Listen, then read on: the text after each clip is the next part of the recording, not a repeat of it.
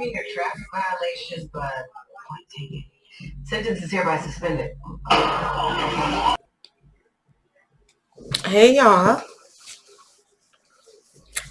Thank you for tuning in to Qianna's Kitchen. I really don't even know what I'm talking about today, but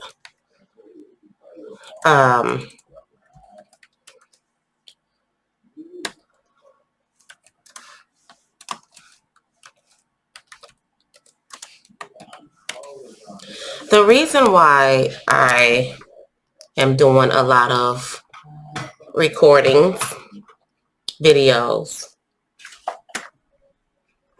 is because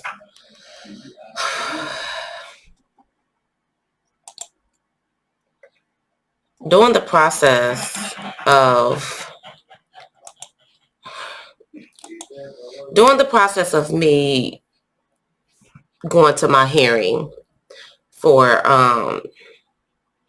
going to my revocation hearing, from the time that they took me into custody till the time that I had my revocation hearing, my rights were definitely being violated. I'm real big on this because during this process, I lost my marriage. I'm going through a divorce. My children are in another state. When I went into custody and my papers got revoked officially, my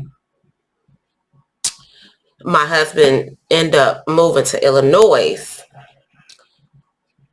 Although we got married in Wisconsin and we lived in Wisconsin, we had our children in Wisconsin, he ended up moving to Illinois while I was incarcerated. And I feel that, now he said that the circumstances was that he didn't have nowhere to go, which wasn't true, because my mother was there to help him, my sister was there to help him, my family was there to help him with those children. It was something that he wanted to do because he wanted to get away.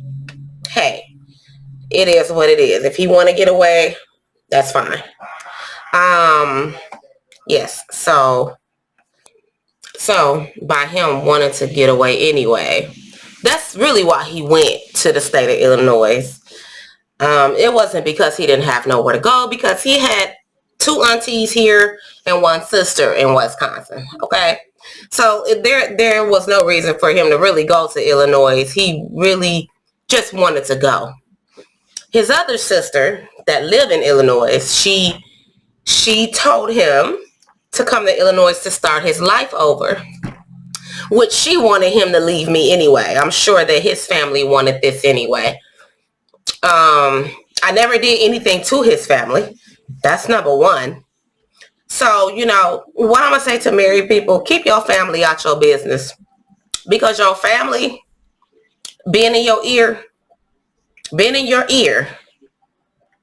they can contribute a lot. They can contribute a lot to the marriage as long as you're listening to them. And that's what happened in my marriage. He was listening to his side of the family. Okay. But like I was saying, when he took the children to Illinois, our son was 1 month old. He was just born. I was incarcerated. Our daughter was 2 years old when he took them to the state of Illinois.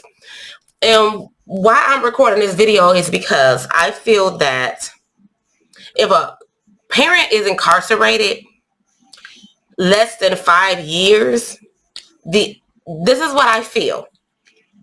The other parent should not be able to move to another state. I mean, it could be less than 10 years too, but I only had 2.5 years to do at that time. And he moved to another state, but he claimed that he moved to another state because he didn't have anywhere to go, which that wasn't the truth. Okay. But there's always two sides to a story, period. Always two sides to a story. There's never one side, okay?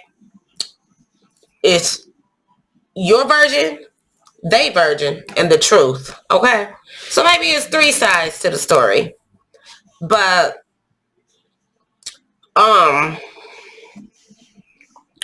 feel that an incarcerated parent should not, well, let me take that back. I feel that a parent, the non-incarcerated parent, the parent that's not incarcerated, I feel that they should have no right to move children under the age of 18 to another state, depending on the amount of time that the prisoner have. I only had 2.5 years, so there's no way that he should have been able to move to the state of Illinois. That's one. So now that I'm out, Illinois got jurisdiction or has jurisdiction over my children because they've been in the state of Illinois for over 6 months. So now, excuse me, I'm just trying to get over another cold. But anyways, since the children are in the state of Illinois and they've been there longer than 6 months, now Illinois have jurisdiction over my children. So now we have to go to court in order for me to even see my children in the state of Wisconsin. To even bring my children back to the state of Wisconsin, we got to go to court in Illinois. Once again, because Illinois got jurisdiction over my children. I feel that that is so wrong. And I'm going to fight to my last breath for incarcerated parents that has less than, we could say less than, 7 years or something like that. Less than 5 years, whatever. I'm going to fight for that law to pass that another parent cannot take, or that the other parent cannot take children out of the state if the other parent that's incarcerated have not lost their rights to their children. So if I didn't lose my rights to my children, I have every right to say that I don't want my children in another state, to move to another state, especially a newborn and a 2-year-old. Okay, so I feel like sometimes the law is not fair, you know. Now, if I was out and he took those children to another state, then I could have called the police and they would have sent the Amber Alert out. But since I was incarcerated, he was allowed to take the children to another state. Now my children are stuck in the state of Illinois. Okay? They didn't ask to be there. They were born in Milwaukee, Wisconsin. Both of them. We were married in Racine, Wisconsin. And we lived in Milwaukee, Wisconsin. So I don't understand how a state will allow a person to move to another state when the other parent didn't give consent. But I'm going to fight for that right to pass, because, not a right, but I'm going to fight for that law to pass, that if a parent is incarcerated less than a certain amount of time, the other parent cannot move to another state. Okay? I'm going to fight for that to my last breath. And when you fight for things, shit can change. Glory be to God. Okay. And I said that right after I said shit. Yes. Okay. Because for one, I keep it real. And that's just who I am. I just don't understand how this can happen. You know, like as if I'm the bad parent. But I'm confused because he's a parent that also been incarcerated. Yes, he wasn't incarcerated at the time of the birth of the children, but he was incarcerated before. So it's like he's trying to use me going to prison multiple times to take my children away from me. I remember him saying that I've been to prison too many times. Him not knowing that I've been to prison unlawfully until I prove it in court, which I will be proving that pretty soon after the new year.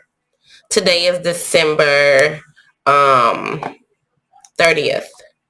And I will definitely be proving that in civil court that I was unlawfully incarcerated because my constitutional rights were violated. And I was also accused of some things that I did not do. Okay?